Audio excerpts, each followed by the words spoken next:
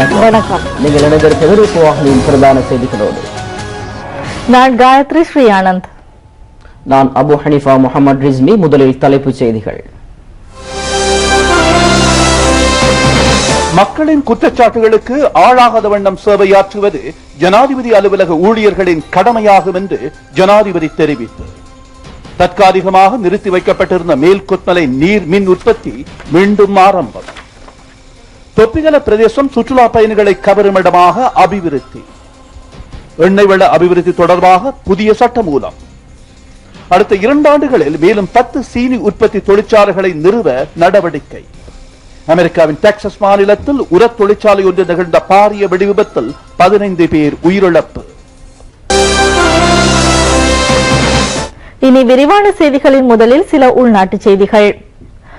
மக்களின் குற்றச்சாட்டுகளுக்கு ஆளாகாத வண்ணம் சேவையாற்றுவது ஜனாதிபதி அலுவலக ஊழியர்களின் கடமையாகும் என்று ஜனாதிபதி மஹிந்த ராஜபக்ஷ தெரிவித்துள்ளார்.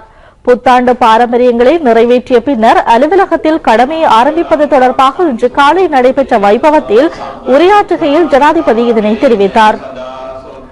மகா சங்கத்தினர் மற்றும் சர்வமத தலைவர்களின் ஆசையுடன் இந்த வைபவம் ஆரம்பமாகியது.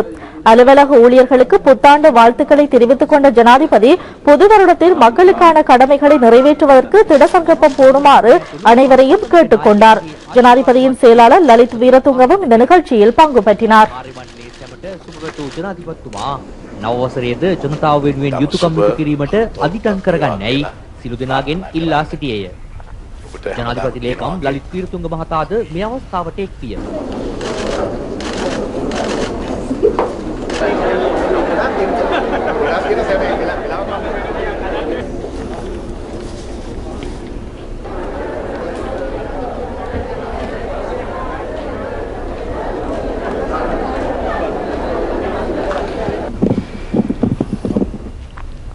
மறுசீரமைப்பு செய்யப்பட்ட மின்சார கட்டணம் எதிர்வரும் 20ஆம் தேதி முதல் நடைமுறைப்படுத்தப்படும் என்று இலங்கை மின்சார சபை தெரிவித்துள்ளது.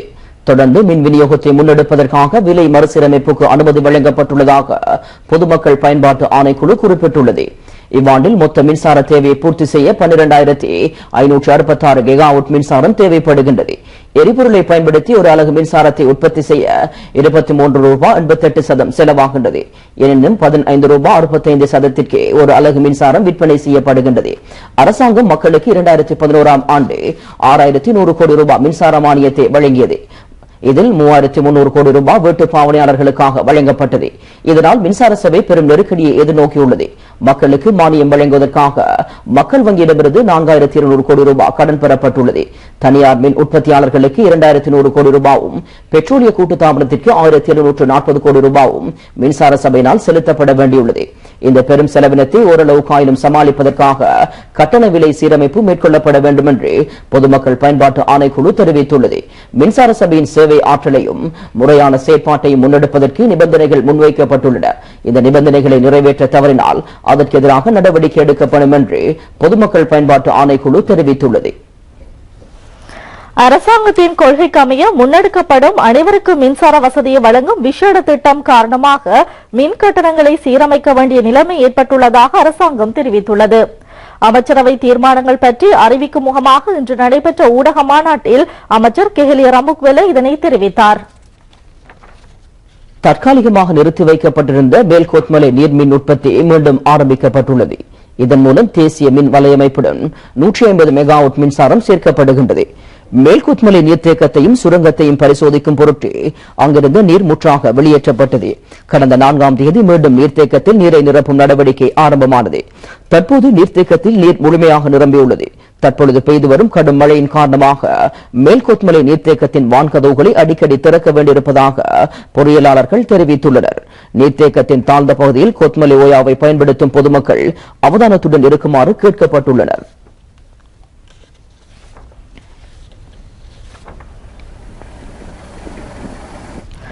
பல தசாப்தங்களாக மக்களுக்கு திறந்துவிடப்படாதிருந்த தொப்பிகல பிரதேசம் ஒரு சுற்றுலா இடமாக அபிவிருத்தி செய்யப்படுகின்றது. கிழக்கு யுத்த வெற்றியை குறிக்கும் படைவீரர் நினைவு தூபியும் பூங்காவும் இன்று திறந்து வைக்கப்பட்டன. යටත් විජිත යුගයේ වංශාකාරයාගේ හිස්වැසුම යන අදහසින් මෙය බැරන්ස් කැප් ලෙසද හැඳින්වින. மட்டக்களப்பிற்கு வடமேற்கில் 40 கிலோமீட்டர் தொலைவில் உள்ள தொப்பிக்கல கடல் மட்டத்திலிருந்து 1753 அடி உயரமான கற்பாறைகள் மிகுந்த ஒரு பிரதேசமாகும். இது பேரன்ஸ் கேப் எனவும் முன்னர் அழைக்கப்பட்டு வந்தது. இதன் பின்னர் எல்டிடிஇ பயங்கரவாதிகள் தமது யுத்த கேந்திர நிலையமாக இதனை பயன்படுத்தி வந்தனர். 2007 ஆண்டு ஜூன் மாதம் 19ஆம் தேதி அரசாங்க படையினர் தொப்பிக்கல பிரதேசத்தை பயங்கரவாதிகளின் பிடியிலிருந்து விடுவித்தனர். நீண்ட தூரம் ஊடுருவி செல்லும் கமாண்டோ படையினரும் ராணுவத்தின் வேறு பல படையினரும் தொப்பிக்கல ராணுவ நடவடிக்கையின் போது உயிரை துச்சமாக வைத்து போராடினார்கள். அவர்களை நினைவு கூறும் வகையில் நிர்மாணிக்கப்பட்டுள்ள படை வீரர் நினைவு தூபி இன்று பாதுகாப்பு செயலாளர் கோட்டாபய ராஜபக்ஷ தலைமையில் திறந்து வைக்கப்பட்டது. அங்கு ராணுவ, கடற்படை, விமானப்படை மற்றும் போலீஸ் உத்தியோகத்தர்களின் உருவங்கள் செதுக்கப்பட்டுள்ளன. அதனை சுற்றியுள்ள பிரதேசம் சுற்றுலா பயணிகளை கவரும் ஒரு இடமாக அபிவிருத்தி செய்யப்பட்டுள்ளது. தொப்பிக்கல யுத்த வெற்றி நிகழ்வுகளை விளக்கும் தகவல் நிலையம் ஒன்றும் இங்கு அமைந்துள்ளது. இங்கு வருகை தரும் சுற்றுலா பயணிகள் மற்றும் பாடசாலை மாணவர்களின் அறிவு வளர்ச்சியை முன்னிட்டு தொப்பிக்கல பிரதேசத்தின் சுற்றாடல் மற்றும் கலாச்சாரம் பற்றிய தகவல் நிலையம் ஒன்றும் இன்றும் திறந்து வைக்கப்பட்டது. சுற்றுலா பயணிகளின் வசதி கருதி இங்கு விடுதிகளும் நிர்மாணிக்கப்பட்டுள்ளன. இன்றைய வைபவத்தின் போது இப்பிரதேச பாடசாலை மாணவர்களுக்கு சீருடைகள் வழங்கப்பட்டன. සමානව ජීවත් වන ප්‍රදේශ ඒ ජීවත් වීමට හැකියාව ලැබුණේ කොහොමද කියන කාරණය දැක බලා ගන්නට තේරුම් ගන්නට මම උන්ට ආරාධනා කරනවා. 2003ஆம் ஆண்டின் 26ஆம் இலக்க பெட்ரோலிய எண்ணெய் வள சட்டமூலம் ரத்து செய்யப்படும். பெட்ரோலிய எண்ணெய் வளம் தொடர்பான புதிய சட்டமூலம் ஒன்றை கொண்டுவர அமைச்சரவை அங்கீகாரம் வழங்கியுள்ளது. புதிய சட்டத்தின்படி பெட்ரோலிய எண்ணெய் வள அபிவிருத்தியையும் உற்பத்தி திறனையும் நெறிப்படுத்துவதற்கான ஒரு நிறுவனமாக தற்போதுள்ள எண்ணெய் வள அபிவிருத்தி செயலக அலுவலகம் மாற்றப்படும். ஜனாதிபதி மஹிந்த ராஜபக்ஷ சமர்ப்பித்துள்ள யோசனையின்படி இந்த சட்டம் மூலம் சர்வதேச தரத்திற்கமைய செயற்படுத்தப்பட உள்ளது.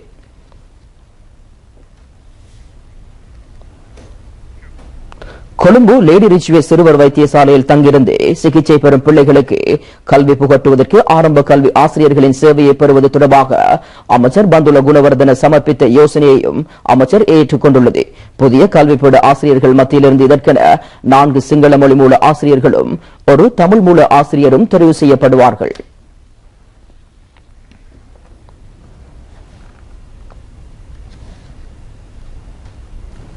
ஜனாதிபதியின் யோசனைக்கமைய தேசிய கல்வி மூலோபாய திட்டத்தை செயற்படுத்துவதற்கு ஆசிய அபிவிருத்தி வங்கியிடமிருந்து 20 கோடி அமெரிக்க டாலர்கள் கடனாக பெற்றுக் கொள்ளப்படும். இது தொடர்பான 2 ஒப்பந்தங்களுக்கு அமைச்சரவை அங்கீகாரம் வழங்கியுள்ளது. பிரதான செய்திகளில் தொடர்வன மேலும் சில உள்நாட்டு செய்திகள். ஸ்பெயின் நாட்டின் செனட் சபை தலைவர் இலங்கையில் இடம்பெற்று வரும் துரித வளர்ச்சி மற்றும் அபிவிருத்தியை பாராட்டியுள்ளார். அமைச்சர் டினேஷ் குணவர்தனவுடன் மெட்ரிட் நகரில் இடம்பெற்ற சந்திப்பின் போது பியோ காஷியா எஸ்குதேரோ இந்த விடயத்தை குறிப்பிட்டுள்ளார். இலங்கையின் துரித அபிவிருத்திக்கு ஸ்பெயின் அரசாங்கம் வாழ்த்துக்களை தெரிவித்துக் கொள்வதாக செனட் சபை தலைவர் குறிப்பிட்டுள்ளார். இரு நாடுகளுக்கு இடையில் நீண்ட காலமாக மிக நெருக்கமான தொடர்புகள் இருந்து வருகின்றன. இலங்கையின் எதிர்கால அபிவிருத்திக்கு உதவுவதற்கு தயாராக இருப்பதாக அவர் தெரிவித்துள்ளார். ஐரோப்பிய வலயத்தில் ஸ்பெயின் 2வது பாரிய பொருளாதாரத்தை கொண்டுள்ளது. இலங்கையின் அபிவிருத்தி திட்டங்கள் பலவற்றுக்கு ஸ்பெயின் பங்களிப்பு செய்து வருகிறது. நீர் விநியோகம், சூரிய எரிசக்தி, கழிவுப் பொருள் முகாமைத்துவம், எரிசக்தி உள்ளிட்ட பல்வேறு துறைகளில் இரு நாடுகளுக்கும் இடையிலான புரிந்துணர்வை மேம்படுத்துவதே அமைச்சரின் இந்த விஜயத்தின் நோக்கமாகும்.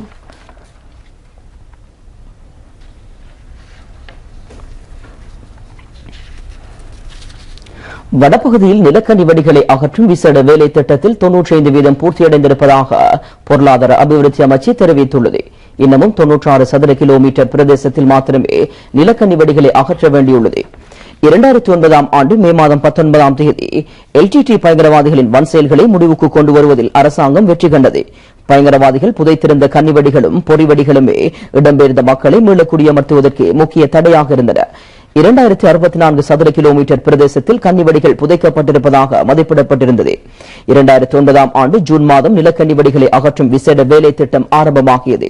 ஆஸ்திரேலியா, ஜப்பான், சீனா, இந்தியா, ஐரோப்பிய சங்கம், அமெரிக்கா, ஐக்கிய நாடுகள் நிறுவனம், உலக சிறுவர் நிதியம் மற்றும் உள்நாட்டு வெளிநாட்டு நிலக்கன்னிவெடி அகற்றும் அமைப்புகள் ஆகியன இந்த பணிக்கு உதவின. மனிதாபிமான நடவடிக்கை பூர்த்தியடைந்து 3 வருடங்களுக்குள் வடபகுதியில் இடம்பெயர்ந்த அனைத்து மக்களும் அவர்களது சொந்த கிராமங்களில் மீள்குடியமர்த்தப்பட்டுள்ளனர். இலங்கை ராணுவ பொறியியல் அணி, இலங்கைக்கு உதவி வழங்கும் பல்வேறு நிறுவனங்கள் ஆகியவற்றுடன் உதவியுடன் நிலக்கன்னிவெடிகளை அகற்றும் வேலை திட்டத்தின் இறுதிக்கட்டம் தற்பொழுது செயற்படுத்தப்பட்டு வருவதாக உள்ளதாக பொருளாதார அபிவிருத்தி அமைச்சு தெரிவித்துள்ளது.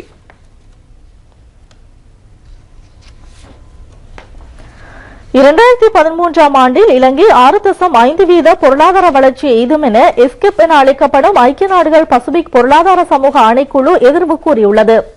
அதன் வருடாந்த அறிக்கை நேற்று கொழும்பில் வெளியிடப்பட்டது. ஆசிய பசிபிக் பிராந்தியத்தின் பொருளாதார சமூக அபிவிருத்தியை அடிப்படையாக வைத்து எஸ்கேப்பின் வருடாந்த அறிக்கை தயாரிக்கப்பட்டுள்ளது. 2012 ஆண்டு ஆசிய பசிபிக் பிராந்தியம் 5.6% பொருளாதார வளர்ச்சி அடைந்தது. இவ்வருடம் 6% பொருளாதார வளர்ச்சி எதிர்பார்க்கப்படுகின்றது. அமெரிக்கா, ஐரோப்பா ஆகிய பிராந்தியங்களின் பொருளாதார நெருக்கடி காரணமாக ஆசியாவின் பொருளாதாரத்தில் ஏற்படும் தாக்கம் இவ்வருடமும் குறையும் என இந்த அறிக்கை குறிப்பிட்டுள்ளது. இலங்கை குறித்து இதில் விசேட கவனம் செலுத்தப்பட்டுள்ளது. இவ்வலயத்தில் பலம் வாய்ந்த பொருளாதார வளர்ச்சியை கொண்டுள்ள நாடுகளில் ஒன்றாக இலங்கை விளங்குகின்றது.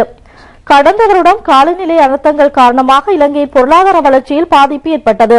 இவருடன் இந்நிலைமை சீரடையும் என்று எஸ்கேப் நிறுவனம் நம்பிக்கை வெளியிட்டுள்ளது. எஸ்கேப் நிறுவன அறிக்கை வெளியீட்டு வைபவம் இலங்கை கொள்கை ஆய்வு நிலையத்தில் நடைபெற்றது.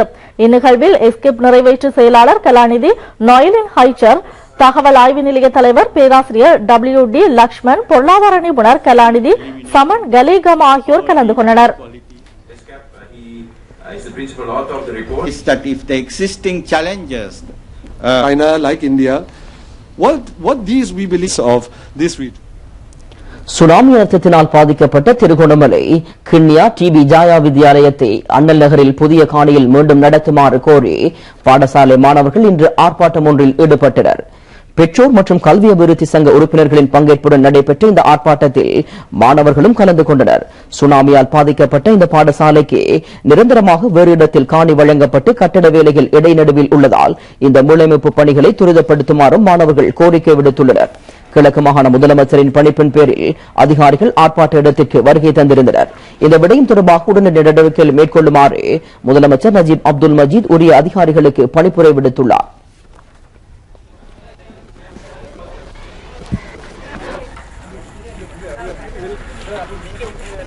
டிபி ஜாயா பாடசாலையில ஒரு பிக்கெட்டிங் ஒன்று நடைபெற்றது. அங்குள்ள புதிதாக கட்டப்பட்ட அந்த பாடசாலை இன்னும் கட்டி முடிக்கப்படவில்லை. அதனால் இப்போது இருக்கின்ற அந்த பழைய பாடசாலையில மாணவர்களுக்கு இட நெருக்கடி, இன்னும் அசௌகரியங்கள் ஏற்பட்டதன் காரணமாக இன்று அந்த புதிதாக ஒரு கட்டிடத்தை நாங்கள் வழியாக அவர்களுக்கு கொடுக்குமாறும் அந்த பாடசாலையை முழுமையாக கட்டி முடிக்குமாறு நான் அந்த செயலாளர் மற்றும் அதிகாரிகளுக்கு கேட்டு அந்த பாடசாலையை முழுமையான அந்த கட்டிடத்தை நாங்கள் கட்டி முடிப்பதற்கான எல்லா ஒழுங்குகளையும் நாங்கள் செய்திருக்கின்றோம். தேசிய வைத்தியசாலை வளவில் புதிய 10 மாடி கட்டடம் ஒன்று நிர்மாணிக்கப்பட்டுள்ளது. இதன் மூலம் தேசிய வைத்தியசாலையில் 3500 நோயாளர்கள் தங்கியிருந்து சிகிச்சை பெறக்கூடியதாக இருக்கும். சுகாதார அமைச்சின் 5ஆண்டு சுகாதார அபிவிருத்தி திட்டத்தின் கீழ் மேற்கொள்ளப்பட்டுள்ள 6வது வேலை திட்டம் இதுவாகும். இதற்கு 42 கோடி ரூபாய் செலவிடப்பட்டது. புதிய நோயாளர் தங்கு விடுதி கட்டடத்தில் நவீன மருத்துவ உபகரண வசதிகளும் தீவிர கண்காணிப்பு சிகிச்சை வசதிகளும் ஏற்படுத்தப்பட்டுள்ளன. தேசிய வைத்தியசாலை வளவில் 16 மாடிகள் கொண்ட வெளிநோயாளர் சிகிச்சை பிரிவும், 10 மாடிகள் கொண்ட பல் மருத்துவ பிரிவும், 7 மாடிகள் கொண்ட காக்கை வலிப்பு நோய் சிகிச்சை பிரிவும் நிர்மாணிக்கப்பட்டு வருகின்றன. இலவச சுகாதார சேவையை மேலும் பலப்படுத்துவதற்கு அரசாங்கம் எடுத்துள்ள ஒரு நடவடிக்கையாக இது அமைந்துள்ளது என்று அமைச்சர் மைத்ரிபால சிறிசேன தெரிவித்தார். நிர்மாண வேலைகள் பூர்த்தியடைந்துள்ள 10 மாடி நோயாளர் தங்கு விடுதி கட்டடம் நாளை ஜனாதிபதி தலைமையில் மக்களின் பாவனைக்கு திறந்துவிடப்பட உள்ளது.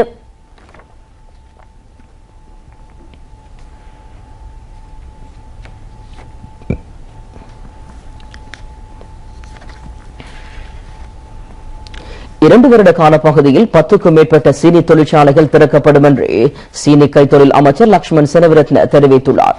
அனுராதபுரம் மாவட்டத்தில் முன்மாதிரி கரும்பு உற்பத்திக்காக 17,000 ஹெக்டேர் நிலப்பரப்பு ஒதுக்கீடு செய்யப்பட்டுள்ளது. ஒரு ஏக்கரில் 1,30,000 கரும்புகளை உற்பத்தி செய்யும் நடவடிக்கையை துரிதமாக மேற்கொள்ளுமாறு ஜனாதிபதி தமக்கு ஆலோசனை வழங்கியுள்ளதாகவும் அமைச்சர் செனவிரத்ன கூறினார். செவனகல சீனி தொழிற்சாலைக்கு அருகாமையில் இடம்பெற்ற கரும்பு அறுவடை நிகழ்வில் கலந்து கொண்ட போதே அமைச்சர் இந்த விடயத்தை குறிப்பிட்டார். வரலாற்று சம்பிரதாயங்களுடன் அறுவடை நடவடிக்கை ஆரம்பிக்கப்பட்டது. 2011 ஆண்டு நவம்பர் மாதத்தில் சவனகல சீனி தொழிற்சாலை அரசாங்கத்தினால் பொறுப்பேற்கப்பட்டது. அப்பொழுது 1,16,000 மெட்ரிக் டன் கரும்பு அறுவடை செய்யப்பட்டது. இந்த வருடத்தில் 1,60,000 மெட்ரிக் டன் கரும்பு அறுவடை எதிர்பார்க்கப்படுகின்றது. 2011 ஆண்டில் 6,000 மெட்ரிக் டன் சீனி உற்பத்தி செய்யப்பட்டது. இவ்வருடத்தில் 13,200 மெட்ரிக் டன் சீனியை உற்பத்தி செய்ய எதிர்பார்க்கப்பட்டுள்ளதாக பிரதம நடவடிக்கை அதிகாரி சி அமுனுகம தெரிவித்துள்ளார். மொத்த வருமானத்தில் 10% கரும்பு உற்பத்தியாளர்களுக்கு வழங்கப்படுகிறது. 2016 ஆண்டில் சவனகலையில் 2,25,000 மெட்ரிக் டன் கரும்பை உற்பத்தி செய்ய உத்தேசிக்கப்பட்டுள்ளது.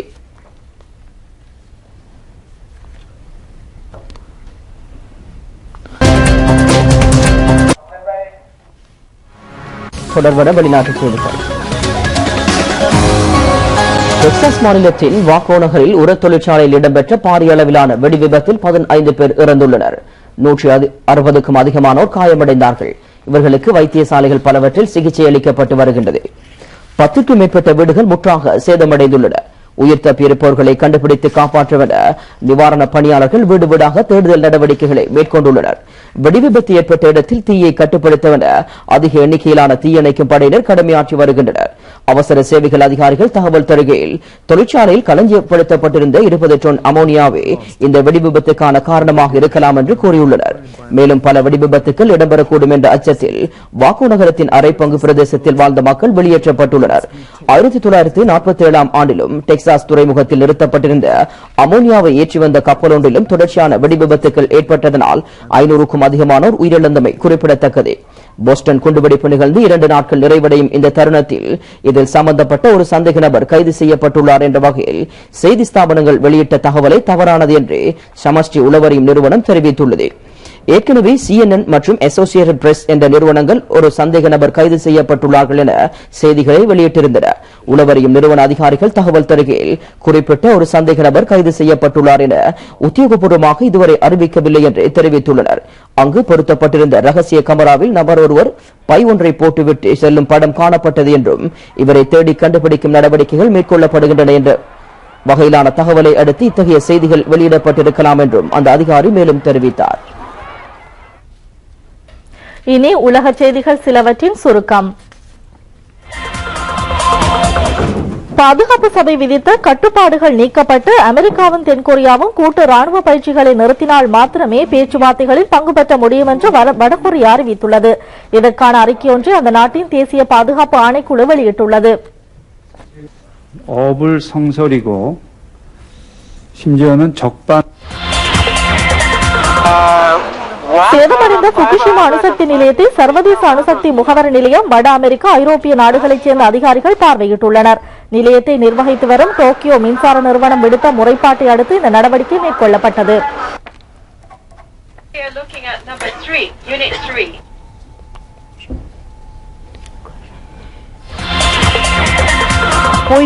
அமெரிக்க ஜனாதிபதி பராக் ஒபாமா உட்பட அரசியல் தலைவர்கள் பலருக்கு நச்சுப் பொருள் கொண்ட கடிதங்களை அனுப்பி வைத்தார் என்ற குற்றச்சாட்டின் பேரில் 54 வயது நிரம்பிய மிசிசிப்பியைச் சேர்ந்த போல் கெவின் கைது செய்யப்பட்டுள்ளார். இத்தகைய 3 கடிதங்களை அவர் அனுப்பி வைத்தார் என குற்றம் சாட்டப்பட்டுள்ளது. And to a Mississippi justice official. The FBI said the letters to Senator Wicker. சீனாவில் உற்பத்தி செய்யப்பட்ட தகவல் தொழில்நுட்ப கருவிகள் அமெரிக்காவில் விற்பனை செய்யப்படுவதை தடுக்கும் நடவடிக்கைகள் நீதியானவை அல்ல என்று சீனாவின் பிரபல தகவல் தொழில்நுட்ப நிறுவனம் அறிவித்துள்ளது. இதற்கான சட்டத்தில் ஜனாதிபதி ஒபாமா மார்ச் மாதம் கைச்சாத்திட்டிருந்தார்.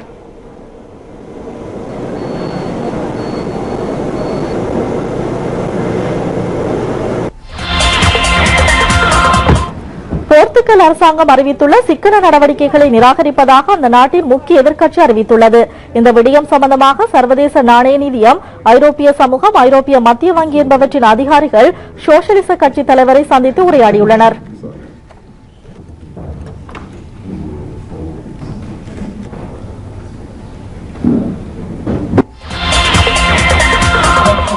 சிரிய நாட்டின் சிவில் யுத்தத்தில் ஈடுபட்டுள்ள அல் qaeda தீவிரவாத ஆதரவாளர்களுக்கு மேற்கு நாடுகள் உதவி வழங்குவதாக சிரிய ஜனாதிபதி குற்றம் சாட்டியுள்ளார்.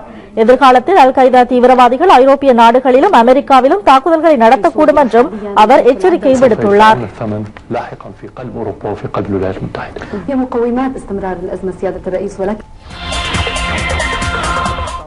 வெனிசுவேலாவின் ஜனாதிபதி தேர்தல் பெறுபவர்களை அங்கீகரிப்பதில் தாமதம் காண்பிக்க வேண்டாம் என புதிய ஜனாதிபதியாக தெரிவு செய்யப்பட்டுள்ள நிக்கோலஸ் மதுரோ அமெரிக்காவிடம் கோரிக்கை விடுத்துள்ளார். அதேவேளை வெனிசுவேலாவின் உள்நாட்டு விவகாரங்களை தலையிட வேண்டாம் என்றும் அவர் கேட்டுள்ளார்.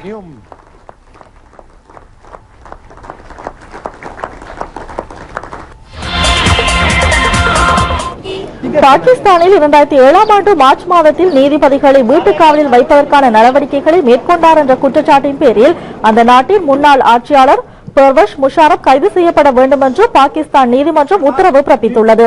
இதற்கான வழக்கில் அவர் பிணையை கோரிய சமயத்தில் இந்த புதிய உத்தரவு விடுக்கப்பட்டது.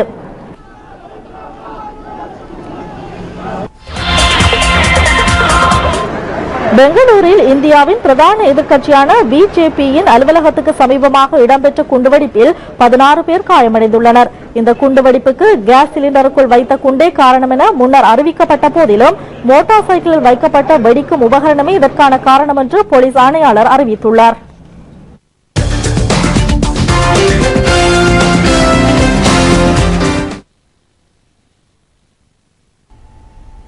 விளையாட்டு cricket IPL.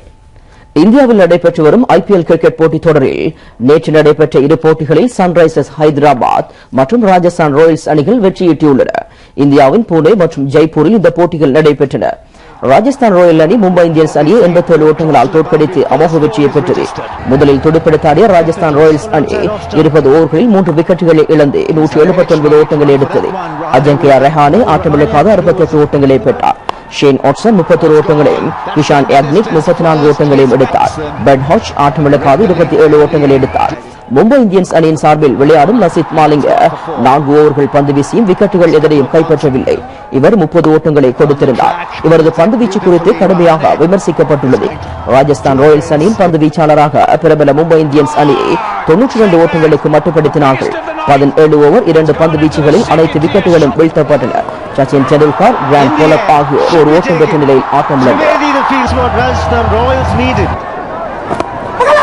Oh, simple. That's to do with Sachin Tendulkar. Well, they had to and gone soft dismissals at this stage. Oh, ball the middle stump gone. 51 for 4. Edge and gone. There's no slip in place. Taken the aerial route and a sitter. Taken too simple. Oh, easy run out here. Another one gone. And they're going to lose another one. Full and straight. Well, that's it. Comprehensively. Nuwara Eliya வசந்த விழாவை முன்னிட்டு நடைபெற்ற 4x4 motor போட்டியில் சுரேஷ் சத்துரங்கவும் அவரின் உதவியாளர் Isuru ராஜிதவும் extreme champion விருதை பெற்றுள்ளனர். இந்த போட்டி நூரலியாவில் இன்று முடிவடைந்தது. இலங்கையில் அண்மை காலத்தில் பிரபலமிக்க போட்டியாக 4x4 மோட்டார் போட்டி விளங்குகின்றது. இலங்கை மோட்டார் பந்தய வீரர்கள் சர்வதேச போட்டிகளிலும் பங்கு பெற்று வெற்றியீட்டியுள்ளனர்.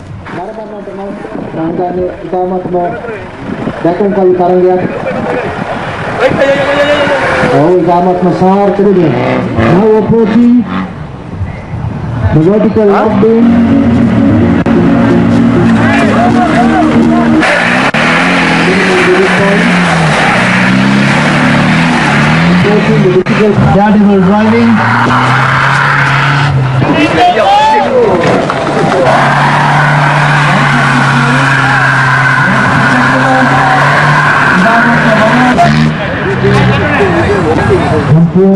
These owners can be proud of the performance of this vehicle.